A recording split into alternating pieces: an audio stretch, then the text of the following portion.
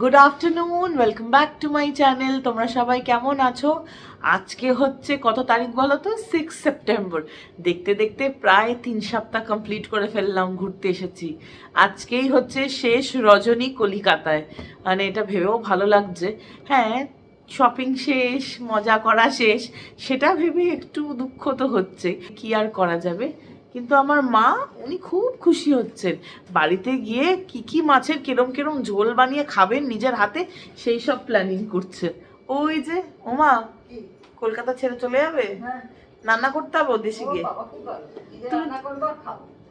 তুমি তো রান্না করতে সবসময় ভালোবাসো না? না, সবসময় ভালোবাসো।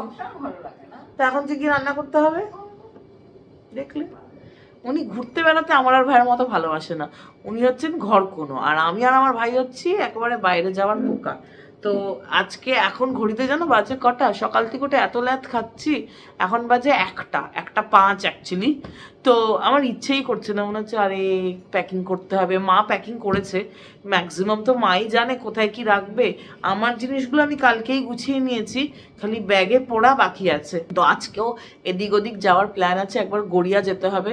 আমার মায়ের বিয়ের বেনারসি রফু করতে দিয়েছিলাম না, তো আজকে ডেলিভারি আছে। আমি অনেক রিকোয়েস্ট করে তাড়াতাড়ি নিচ্ছি আর কি। ওরা বলেছিল 10 তারিখ হবে, বাট আমি অনেক মানে মাঝখানেও একদিন গেছিলাম, তো আজকে ফোন করলাম, বললো যে হ্যাঁ ঠিক আছে, হয়ে গেছে। তো সকাল সকাল আমার ভাই তো জেভিয়ার্সে পড়েছে, তো ওই পাড়াতেই আর কি, ওটার আশেপাশেই আর কি, ওখানে একটা খুব পপুলার বেকারি আছে, সালদানা বেকারি। এই যে সালদানা বেকারি, আমি আগে কখনো খাইনি। 1930 প্রি ইন্ডিপেন্ডেন্স। কলকাতায় না এরকম প্রচুর প্রি ইন্ডিপেন্ডেন্স ইনস্টিটিউশন, বেকারি বা দোকান আছে। যেরকম কালকে নাহমসে গেছিলাম, তো আমার ভালো লাগে এগুলো। তো আমি বেকারির জিনিস খেতে তো খুব ভালোবাসি, তো আমার জন্য এক বাক্স নিয়ে এসছে। এখানে আছে, একটাই এনেছে, কেন অত বেশি তো খাওয়া যাবে না। তো এখানে আছে, কি কি আছে আমি ঠিক জানি না। একটা কিস মতো কিছু আছে, প্যাটি আছে, ব্রাউনি আছে, আর একটা চিজের কিছু আছে। কি চিকেন প্যাটি? এটা হচ্ছে চিকেন প্যাটি। খেয়ে দেখা যাক কিরকম, খেয়ে দেখা যাক। হ্যাঁ, চিকেন প্যাটি তো আমার সবসময় প্রিয়।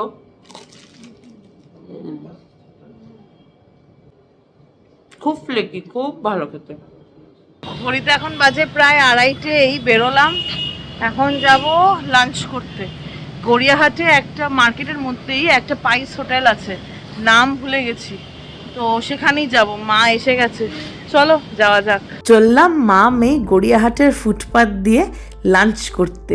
এ এক আলাদা অনুভূতি। কখনো ভাবিনি জীবনে যে গড়িয়াহাটের মতো জায়গায় রোজ রোজ থাকবো। বাড়ি নেই, কিন্তু হোটেলেই বা এরকম জায়গায় থাকা কম ভাগ্যের কিসের বলো? তোমাদের সাথে গল্প করতে করতে চলে এসেছি আদর্শ হিন্দু হোটেল বা মাইতি হোটেল। এটা কিন্তু একটা পাইস হোটেলই বটে। খাবার খুব ভালো হয়, সাদা ভাত, আলু ঝিঙে পোস্ত, লাউ চিংড়ি, ডাল, ঝুরঝুরে আলু ভাজা, আর ভাড়ে করে জল, সাথে কিন্তু লেবু, লঙ্কা আর পেঁয়াজও ছিল। খাবারের কোয়ালিটি এখানে ভালো, আগের বার এসেও খেয়েছিলাম। লাউ চিংড়িটা সেরকম ভালো ছিল না, কিন্তু আলু ঝিঙে পোস্ত অনেক দিন বাদে খেয়ে আমার আত্মার কি শান্তি। আর এখানেই শেষ নয়, আসল চমক হচ্ছে ওদের মাটনের ঝোলটা। এত বড় আলু দিয়ে 2 পিস মাটন, আহা, জিভে লেগে থাকার মতো। সাথে রয়েছিল আমের চাটনিও। খেয়ে দে পুরো ঢোল, পেট ভরেছে। মাটনটা খুব ভালো হয়। আগের বারও যখন এসছিলাম আর কি গড়িয়াহাটে, মানে কলকাতায়, তো গড়িয়াহাটেই তো আমরা থাকি, তো এখান থেকে না আমরা কিছু সবজি বাজার করে নিয়ে যাই। সবজি মানে কাঁচা কি বলছি, কি মুদি দোকানের বাজার। ওই দেখো নাচছে, দেখো সামনের দোকানটা, তো মুদি দোকানের বাজার করে নিয়ে যাই। ওই পোস্ত টোস্তগুলো আর কি, এখানের পোস্তগুলো খুব ভালো। তোমাদের মধ্যে একজন বলেছিল যে ভিক্টোরিয়া ব্র্যান্ডের পোস্তও ভালো, আমি অনলাইনে পাইনি, আউট অফ স্টক ছিল, তো তার জন্য এখান থেকেই নিয়ে যাব। কোথা থেকে নাও?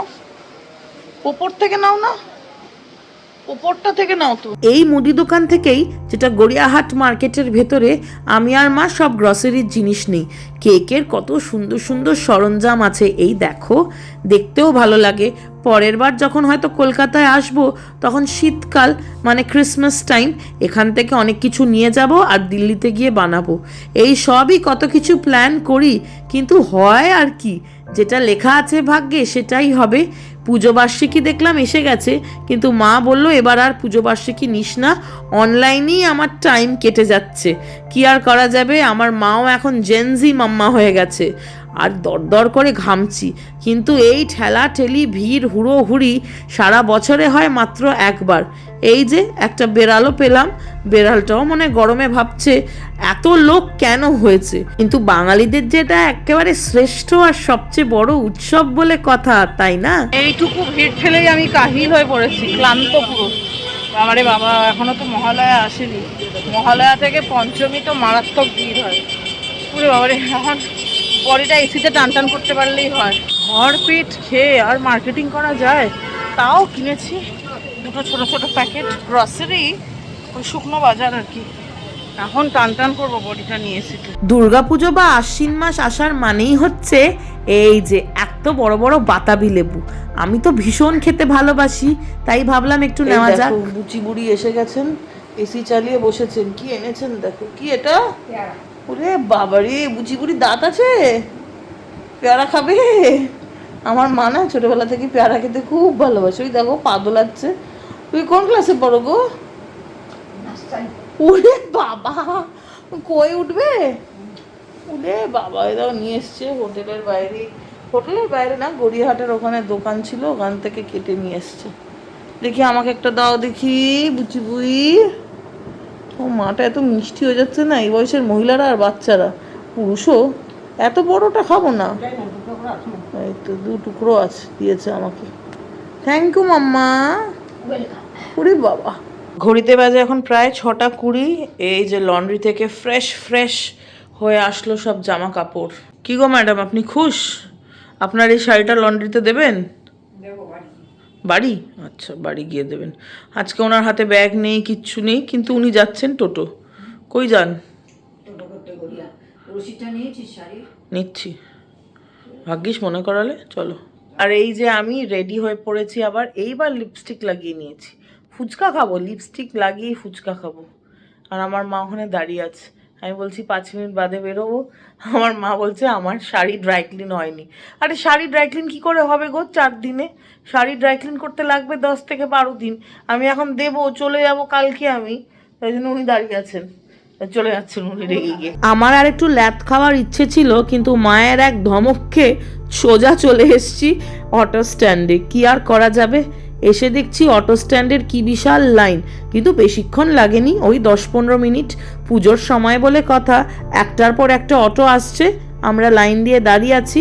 এই যে কিছুক্ষণেই উঠে পড়বো অটোতে, আর ব্যাস হুশ করে পৌঁছে যাব। কিন্তু পুজোর সময় আর হুশ করে কোথায় বা পৌঁছানো যায়? ওই যে স্বামী বিবেকানন্দ। স্বামী বিবেকানন্দ কিন্তু আমার রোল মডেলও বটে, আমার কর্মগুরু। আমি ভালোবেসে ওনাকে বিবেদা বলে ডাকি। গোল পার্ক মানেই হচ্ছে বিবেদার বাড়ি। রামকৃষ্ণ মিশন ইনস্টিটিউটটা তো এক আইকনিক ল্যান্ডমার্ক। এখন অটোটা ছুটে চলেছে ঢাকুরিয়া ব্রিজের ওপর দিয়ে উঠবে বলে। আর কিছুক্ষণই পৌঁছে যাব, যদি ট্রাফিক না পাই। আর ইতিমধ্যেই এই খুশির বাস কিন্তু পোতা হয়ে গেছে, দেখেও ভালো লাগছে।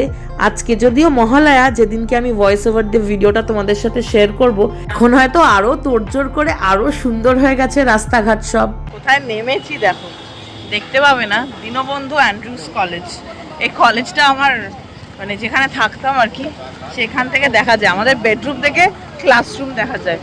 তো এই কলেজের পরেই আর কি টুয়ার্ডস গড়িয়া মোড় একটা দোকান আছে, ওখানে যাচ্ছি। আমার দিল্লিতে একজন দাদা আছেন, মানে উকিল দাদাই, তুষারের বেস্ট ফ্রেন্ড, উপেন ভাইয়া বলে ডাকি। সরস্বতী পুজোতেও এসেছিলেন। তো ওনাকে আমার একটা গিফট করার আছে। এখানে একটা পাঞ্জাবি মিউজিয়াম বলে দোকান আছে, ওখানেই যাচ্ছি। মায়া স্টোর্স খুব ফেমাস গড়িয়ার, মায়া স্টোর্সের পাশের দোকান। এই যে এই দোকানটা পাঞ্জাবি মিউজিয়াম, এখান থেকে সব সময় আমার মা ভাইয়ের জন্যে সুন্দর সুন্দর পাঞ্জাবি নিয়েছে। তাই ভাবলাম এবার যখন দিওয়ালিতে দুজনকে গিফট করারই আছে, এই দোকান থেকেই নেই। চয়েসেবল জিনিস পেয়েও গেলাম। এখন মা মেতে মিলে কানঙ্গ পার্কের গলির সামনে এসে আমি একটু দাঁড়ালাম। এই গলি দিয়েও কিন্তু আমার বায়োলজিক্যাল ফাদারের বাড়ি যাওয়া যায়। এই গলি দিয়ে টিউশন থেকে যেতাম, আসতাম। আচারের এক দোকানদারও এই গলিতে বসতেন, কলেজের ওই মাঠটাতে। ওখান থেকে প্রায়শই আমশি খেতাম। এখন আর খাওয়া হয় না, এইবারও তো দিনের বেলা যায়নি, তাই আমশি খাওয়া হয়নি। এই যে চলে এসেছি এখন গড়িয়ার মোড়ে। এই লর্ড টি দোকানটা থেকে আমি সবসময় গ্রিন টি নেই, সেটা নিয়ে এখন হনহন করে ছুটে চলেছি শীতলা মায়ের মন্দিরের উদ্দেশ্যে। শীতলা মায়ের মন্দিরের অপোজিটেই কিন্তু শাড়ি রিপেয়ারিংয়ের একটা দারুণ দোকান আছে।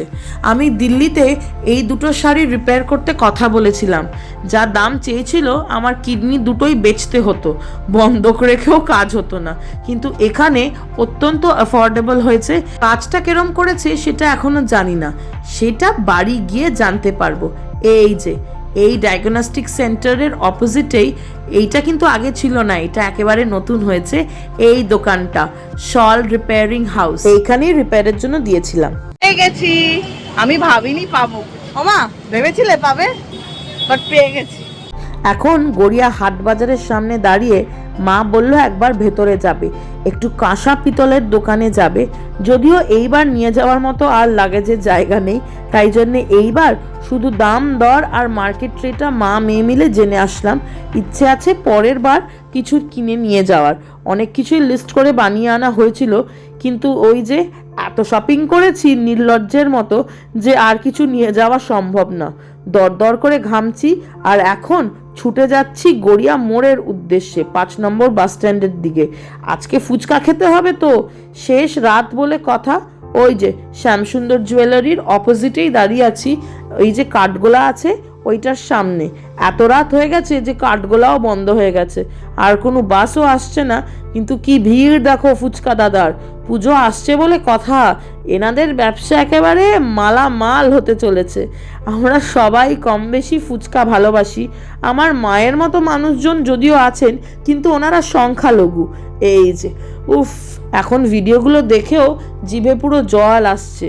এই স্বাদ থেকে পুরোপুরি আমি বঞ্চিত থাকি দিল্লিতে। কিন্তু এইবারের কলকাতার শেষ রজনীতেও মা গেস করো আমি কত টাকার ফুচকা খেয়েছি? 60 টাকা না মা, তার চেয়ে কম, 50 টাকার খেয়েছি, বুঝেছো মা? 10 টাকায় 4টে দেয় গড়িয়াতে এখন। একটা টাইমে 10 টাকায় কটা দিত মা? 8টা দিত। আমার মা ফুচকা খায়নি তো, হিসাব নিকাশ জানে না। আমাকে 10 টাকা দিত, আমি গুনে গুনে খেতাম। 10 টাকায় 8টা দিত, তখন ফাউ দিত না অত। 7 টাকায় যখন দিল 10টা, 10 টাকা যখন 7টা হলো তখন একটা ফাউ দিত। এখন সেটা 10 টাকায় 4টে হয়ে গেছে। আজকে যেহেতু কলকাতায় লাস্ট ডে এবারের মতো, তো আমরা বিরিয়ানি খেতে যাব। কোথায় সেটা ভাই জানে। তো আমি এখানে এই যে ফুচকাওয়ালা দাদা গড়িয়া মোড়ে, এখানে ফুচকা খেলাম। উনি গড়িয়াহাট থেকে আসছেন, তাই মাকে বলছি ও মা অনেকক্ষণ ধরে তো দাঁড়িয়ে আছো, আমার চেয়ে বেশি আমি তো ফুচকা খাচ্ছিলাম, মা তখন থেকে দাঁড়িয়ে আছে। এখানে তো থাকে তোমার বেস্ট ফ্রেন্ড, যাবে নাকি? বসতে দেবে মা, তোমার জন্য চেয়ার বার করে দেবে, বসতে দেবে। ও মা যাবে, গিয়ে কি বলবে? এই মরেছে কি, চিকেন না মটন? বাবা, আমার বায়োলজিক্যাল ফাদার কখনো মাটন খাওয়াতো না আমাদেরকে, নিজে ছাক বাদ দিল, নিজে খেতো, আমাদেরকে খাওয়াতো না। মনে আছে মা? সব পিস তোমাদেরকে দিয়ে দিয়েছো, সব পিস তুমি আমাকে আর ভাইকে দিয়ে দিয়েছো। আমার বায়োলজিক্যাল ফাদারকে কিছু দাওনি, মনে আছে তোমার? সব মনে আছে। ও বাবা, কখন যে আসবে আমার ভাই, আর কখন যে আমি যাবো বিরিয়ানি খেতে। ওয়েট করতে করতে এখন বাজে প্রায় 9:30। এখন ভাই এসে গেছে, ক্যাবও বুক হয়ে গেছে, রেস্টুরেন্টও বুক হয়ে গেছে, টেবিল। এত আওয়াজ। তো যাচ্ছি রয়্যাল ইন্ডিয়া, আমার প্রথমবার বিরিয়ানি খেতে। চলো। বহু প্রতীক্ষার পর ফাইনালি ক্যাব এসেছে। অনেকক্ষণ ধরে দাঁড়াতে হয়েছে, প্রথমে ভাইয়ের জন্য, তারপরে ক্যাবের। অমেস্ট অল দিস সবচেয়ে বেশি ফ্রাস্ট্রেটেড আমার মা। ওমা, পা ব্যথা করছে, শরীর খারাপ লাগছে, ঠিক আছে টাটা করো, টাটা টাটা। গড়িয়াকে আমার মা টাটা করে দিচ্ছে। ওমা, এই 110 নম্বর ওয়ার্ড, এই গলিটা দিয়ে কি আছে? কিছু নেই বলে দিয়েছে গো আজকে। তাকাও দেখি, সত্যি কথা বলছো দেখি, কিছু নেই। সে পৌঁছে গেছি পার্ক সার্কাস। ওই যে কোয়েস্ট মল জল জল করছে, আর তার অপোজিটে একটু দূরে রয়েছে রয়্যাল ইন্ডিয়ান রেস্টুরেন্ট। ফার্স্ট ফ্লোরে মা মেয়ে মিলে বসেও পড়েছি এখানে। কি খাবে? খাবে তো কি? আমার মারও কিন্তু ফেভারিট বিরিয়ানি, তাই না? আজকের ভিউটাও কিন্তু পুরো রয়্যাল হয়েছে, তাই না? ও মামা, কেমন বসেছো? ভিউ কেমন? ভালো। এই যে ট্রাফিক ট্রাফিক ট্রাফিক। এই যে দিদি দিদি দিদি, আপনি আমার কথা কিছু বোঝেন না। কোনটা খাবেন আপনি? 3টের মধ্যে খেয়ে দেখুন তো কিরকম।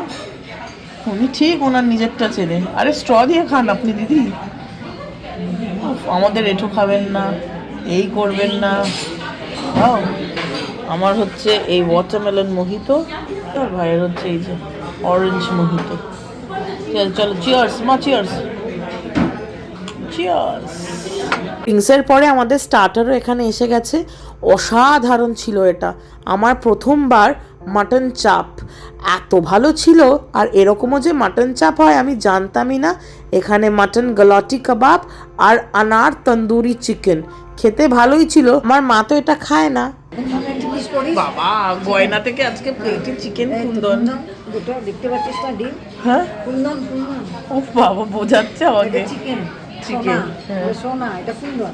চিকেন থেকে ডিম বেরিয়েছে। আর এখানে রুমালি রুটি। আর এটা কি দেখে বলতে হবে।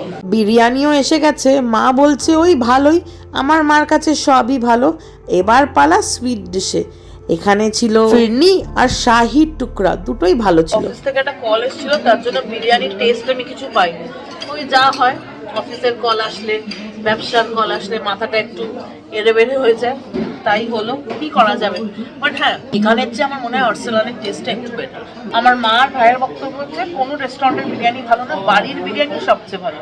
হ্যাঁ, আমার ভাই যেভাবে বানায় পুরো প্রসেস ফলো করে, সত্যিই ভালো হয় খেতে। মানে ঘিয়ের গন্ধটা এত সুন্দর আসে, মানে আমি খুব যে স্যাটিসফাইড হয়েছি রয়্যালে খেয়ে, একদমই না। আমি কত দেবো, 10-এ দেবো, কত 5 দেবো, 5 দিয়ে দেবো, অ্যাভারেজ ওরকমই। মানে খারাপ না, ভালোও না, অ্যাভারেজ 5 to 6। মানুষের সময়ের সাথে সাথে জীবনও কি সুন্দর পাল্টে যায় না। কোনোদিনও ভাবিনি কলকাতার রাস্তায় এত রাতে এরমভাবে বাড়ি ফিরবো বা হোটেলেই ফিরবো। আজ দেখো ঠিক সেই কাজটাই হচ্ছে, যেটা কোনোদিনও স্বপ্নেও ভাবিনি, সেটাই কিন্তু ভবিতব্য ছিল। রাত বাজে এখন 12টা 5, এই হোটেলে ঢুকলাম। বাপরে বাপ, সত্যিই ক্লান্ত। তো finally Kolkata trip comes to an end. Kolkata তো কাজে এসছি, কাজের সুবাদে একটু এদিক ওদিক ঘোরা হয়ে গেল। পুরী এসছিলাম ঘুরতে, দারুণ কাটালাম। অলমোস্ট 3 সপ্তাহ ধরে বাইরে আছি, তো কালকে আবার ফেরত যাচ্ছি। তো আজকে ওই শেষ রজনী, শেষ রজনী বলাও ভুল হবে, শেষ ভোরও হতে চলেছে। কেননা যেহেতু 12টা হয়ে গেছে, কালকে হয়ে গেছে অ্যাজ পার আমাদের ইন্ডিয়ান স্ট্যান্ডার্ড টাইম। তো চলো, আজকের ভিডিও আমি এখানেই শেষ করছি। তোমাদের কেমন লাগলো আমাদের কলকাতা ঘোরাঘুরি অবশ্যই জানিও। এর পরের ব্লগগুলো আসবে সব দিল্লি থেকে, মানে আমার বাড়ি থেকে। তাহলে চলো, সবাই খুব খুব খুব ভালো থেকো, নিজের শারীরিক এবং মানসিক স্বাস্থ্যের খুব ভালো খেয়াল রেখো। আর দুর্গাপুজোর তো কটা দিন, খুশির বাস তো সব দিকে পোতা হয়ে গেছে। আজকে যেহেতু গড়িয়া গেছিলাম, তোমরা দেখলেই নবদুর্গা পঞ্চদুর্গার ব্যানারও টাঙানো হয়ে গেছে। কি যে ভালো লাগে এই সময় কলকাতাকে। কিন্তু না, এখানে থাকলে ওই যে সিটি অফ জয়, কিন্তু কারোর কারোর জন্য সিটি অফ গ্রিফও বটে। আমি তাদের মধ্যে একজন, যাদের কাছে কলকাতাটা সিটি অফ গ্রিফও হচ্ছে, সিটি অফ জয়ও হচ্ছে, সিটি অফ গ্রিফও হচ্ছে। পোয়েটিক জাস্টিস বলে না, ওরকম। তাহলে চলো, আজকের মতো গুড নাইট, সবাই খুব ভালো থেকো। Bye bye bye bye bye bye.